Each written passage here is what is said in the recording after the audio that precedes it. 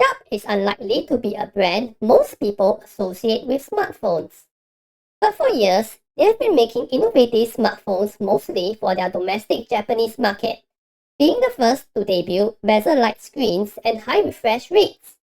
Now under Foxconn, they have begun a slow expansion into the Asian Pacific market, re-debuting in Singapore early this year. I've been personally interested in reviewing Sharp phones for a very long time, having amassed a collection of second-hand imports for years. Recently, Lazada was selling the Aquos Sense 9 for a 16% discount during the Single Day sale, which coupled with a $200 governmental handout made it a no-brainer to purchase it for review. So here's what I think about it, especially against the mid-range stalwarts, the Samsung Galaxy A55 and Nothing Phone 2A. It's a pretty decent compact phone with one significant flaw: the camera responsiveness. The unboxing experience is atypical in a good way. The phone was sent to me in a shopping bag instead of the usual cardboard box, boasting Sharp's various technologies and sales status in ASEAN. And contrary to what most brands are doing, Sharp didn't skimp on the inbox content. Besides the usual C-to-C cable, you also get a USB-C to A adapter and translucent case. The phone even comes with a pre-installed screen protector. These are greatly appreciated for a small brand lacking the accessory availability of the Goliaths, and I wish more small brands could do the same. You even get a 30-watt USB PD charger in a separate box. Perhaps Sharp didn't intend to include an inbox charger, or had a change of heart? Even before turning it on, the Sense 9's comparatively small size and build already give it a strong USP against other competitors. With the exception of the OnePlus Nord 4, there are literally no other aluminum unibody phones in the market. The fit and finish reminds me of early HMD phones with durable and sleek aluminum bodies. And Sharp went distance to secure not only an IP68 rating, but also a MIL standard 810G and H standard for ruggedness. The size also stands out too. Most mid-rangers tend to stick to 6.6 to 6.8 inch displays, but the Sense 9 adopts the dimensions more akin to the regular iPhone Pro. The Moto H50 Neo broke the mold with a 6.4 inch display, but the Sense 9 goes even smaller at 6.1 inches. Coming from a Galaxy A55, it was a breath of fresh air to be handling the Sense 9, which is helped by the relatively light weight of 166 grams. The SIM card slot is toolless, only requiring a fingernail pull to access. It supports one physical SIM and one micro SD, but not dual physical SIM. You get eSIM support instead. The sole weakness in otherwise solid build would be the fingerprint sensor. It rattles somewhat and there's no option in setting to turn off always-on recognition, which can lead to unwanted misreads. The Sense 9's USB-C port also has a surprising ace up its sleeve. It supports USB 3.2 Gen 1 speeds and has display out too. Lastly, I just want to mention how the camera island looks like it was designed by a drunk salaryman who was tasked to copy the one from iPhone 13. The Sense 9 uses an OLED display just like all the other mid-rangers, but it's an in-house panel, branded as Pro Pixel OLED with rich color technology mobile. HDR video on the Sense 9 favors details and natural color over the more saturated and brighter appearance of the competition. There's also a virtual HDR option in the settings that artificially boosts video brightness and saturation to simulate HDR video, although I personally found it quite tiring to view after a while. While some geekerati may ridicule the bezel thickness, it's actually on the average side for its price category. Plus, it's a major improvement compared to the uneven bezels and dewdrop notch of its predecessors. Other Sharp OLEDs were criticized for burn-in and green scene at low brightness, but based on my own observations and Japanese user reviews, Sharp appears to have made the necessary corrections. Sunlight legibility is okay. It beats the Nothing Phone 2A while being slightly behind the A55. It falls behind the two other phones, however, in terms of minimum brightness at night, as well as PWM flickering. Adaptive brightness is also kinda buggy. Occasionally, after waking the phone from sleep, the brightness is unusually dim. While the Sense 9 has no headphone jack, it does gain stereo speakers compared to its predecessor. Unfortunately, it again falls behind the rest in terms of loudness and richness, more so than the size differences would suggest.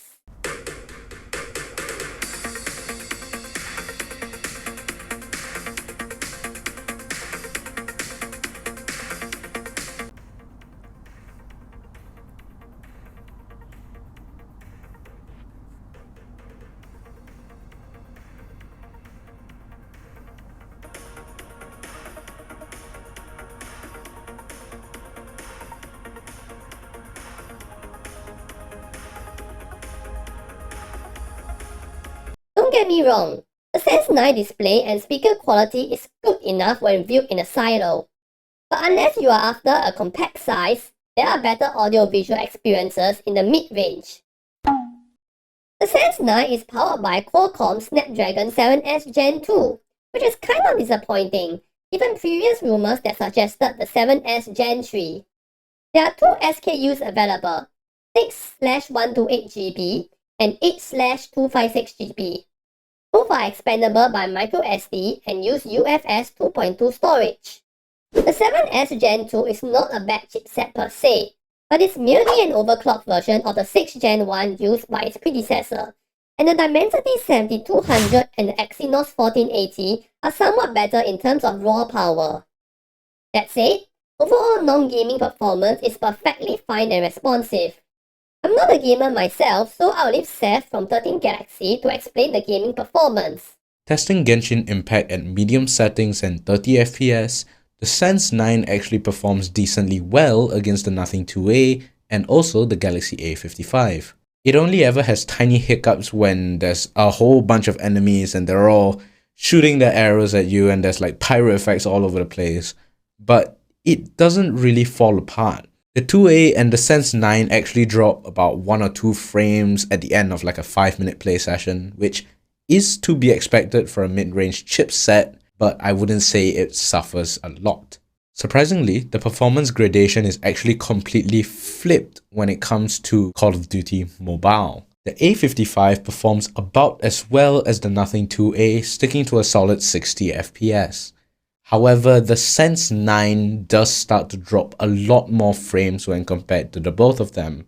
Near the end of a 2 to 3 minute round, I could feel that the frame rate was actually dropping a lot more than with the other two phones. It could be because it's a smaller display, that's why I notice it a lot more. A bit weird, but it could be due to optimizations. As you can see, the Samsung Galaxy A55 and the Nothing Phone 2A are more popular and more well-known smartphones and thus are more well optimized. An odd thing is that the graphics menu in these games don't actually go past high on the Sense 9. It's really weird because the other two phones actually go all the way up to the maximum. Nonetheless, performance differentials are negligible in medium settings. So for the casual gamer, you're perfectly fine. You can play all your games fantastically. However, if you are a hardcore max graphics guy, there are much better options than the Sense 9 or even the other two phones on this list. The Sense 9's 5000 mAh battery, coupled with a relatively small and energy-efficient OLED, leads to excellent battery life, comparable to the A55 and 2A. Generally, I get about 1.5 days of battery, or around 6 to 7 hours of screen-on time, before I recharge around the 20 to 30% battery mark. Charging speeds are not as fast as you might expect for the advertised 36 watts. It roughly takes 90 minutes to charge from 15% to 100%.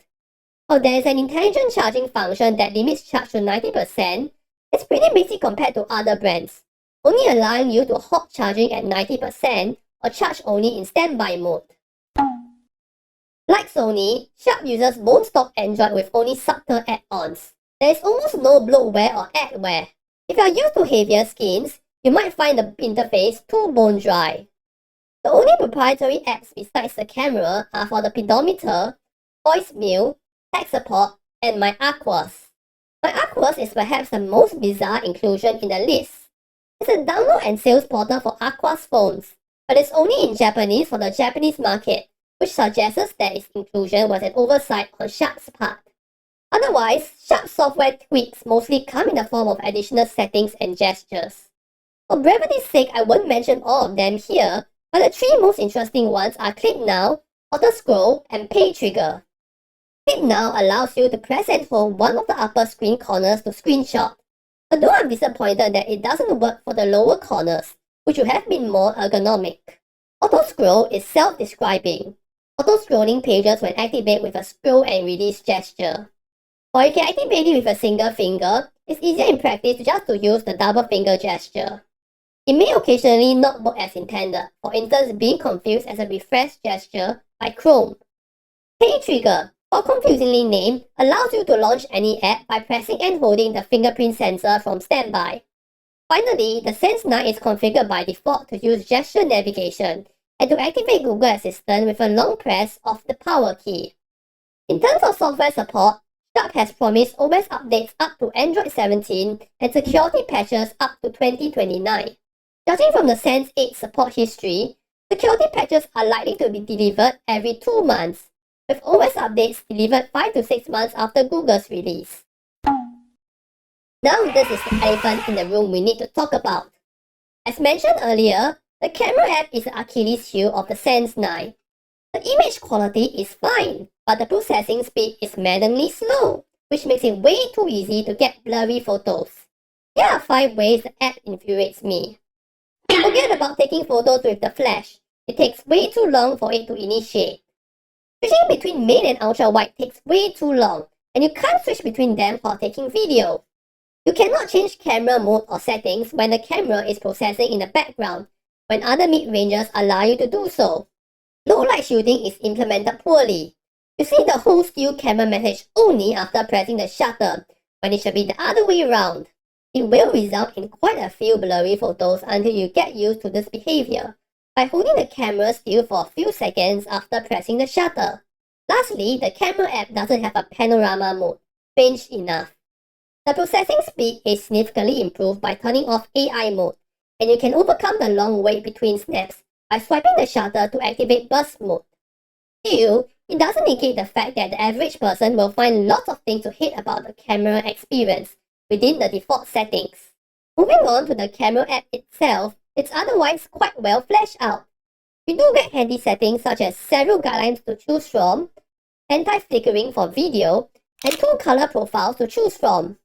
It also has some AI features that may have some usefulness. Intelligent framing tries to correct for camera positioning by taking an additional shot. AI Live Story auto-creates highlights out of a single recording exceeding 40 seconds long for AI Live data clip steals or filming videos. The slow experience could have been forgiven if the quality output was above average, but it's not. Compared to the Nothing 2A and Galaxy A55, the main camera holds its own, but it falls behind them for portrait mode, the selfie camera, and low light performance. To start off, let's compare daylight shots. For the main camera, the Sense 9 follows the A55 in presenting punchier colors, in contrast to the more muted approach of the 2A. It also has a slight edge over the others in terms of detail too. The ultra-wide meanwhile has decent color reproduction, although it lags behind in details. Close shots in particular are handled well. The Sense 9 has the most detail and vibrancy of the 3. Portrait shots suffer from obvious bald spots, over-radiant skin tones, as well as significant lag when shooting, thus putting the Sense 9 behind the pack. In low light, the ultra-wide lags behind the rest in terms of detail. In some scenarios, the main camera can pull off better color and detail, but goes the complete opposite in others. Turning to video, in daylight the Sense 9 is in the middle of the 3 in terms of exposure, color reproduction, and stabilization.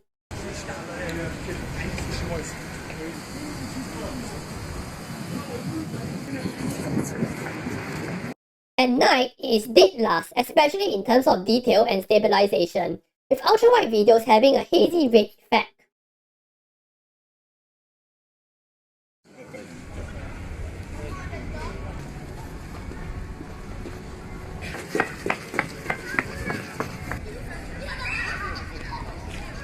The selfie camera falls behind the A55 and 2A, suffering from a tendency to lean towards cold tones, over-radiant skin, and a narrow field of view, which works against you when taking vlogs. Surprisingly, while daytime selfie video has the worst stabilization of the bunch, the complete opposite happens in the dark. I really wanted to love the Aquos Sense 9. In a sea of massive, glass or plastic built mid-rangers, Having an aluminum unibody in compact dimensions no less is a joy to handle and use.